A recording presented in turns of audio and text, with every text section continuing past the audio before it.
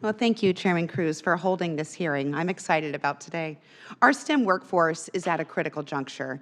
The U.S. space economy is booming, but if we don't build a strong STEM education pipeline, we'll face a deficit of millions of workers over the next decade, putting our economy and national security at risk.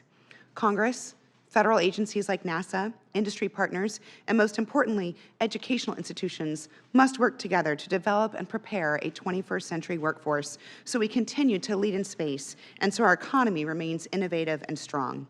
So thank you today to Dr. Elkins-Tanton, Mr. Manber, Dr. Gladden, and Ms. Condino for joining us today to discuss this important issue. Since it was established in 1958, NASA has had productive partnerships with universities across the country, including a few in Arizona.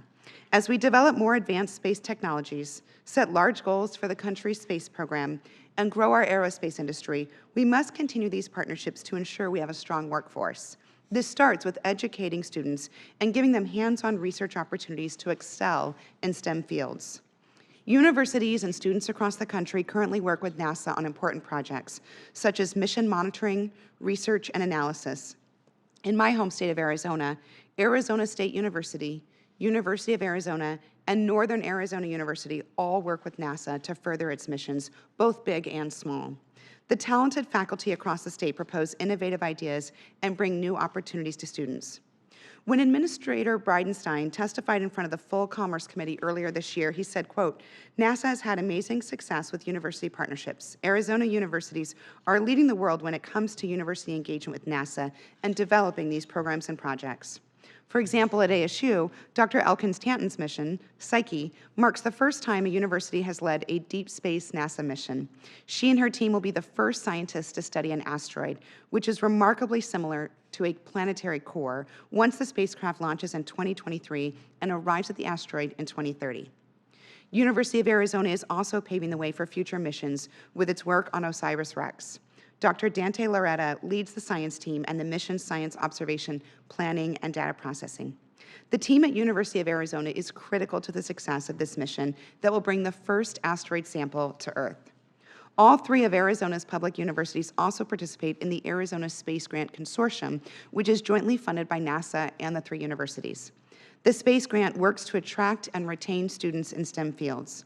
In Arizona, the Space Grant Consortium partners awarded 175 paid internships and fellowships to Arizona students in 2018 alone, which allows students to work alongside principal investigators on mission like Psyche or OSIRIS-REx, actively building Arizona's STEM workforce. These mission and research advancements offer us critical insights into space, and they also spark interest and passion in our next generation of scientists, mathematicians, and engineers.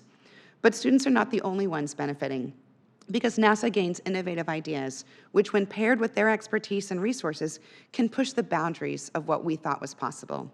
When the administrator testified, he also stated that university projects typically meet both cost and schedule.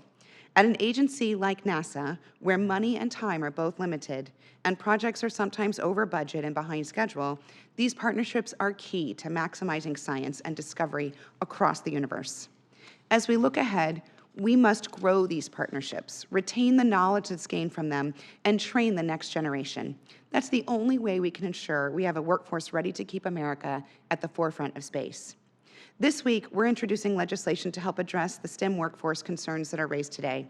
The National Aeronautics and Space Administration Authorization Act of 2019, which I'm looking forward to introducing with Chairman Cruz, Chairman Wicker, and Ranking Member Cantwell, includes provisions that require NASA to establish an outreach program to encourage high school students to pursue careers in technical education and gives NASA the ability to establish and grow lasting partnerships between itself and universities through research centers.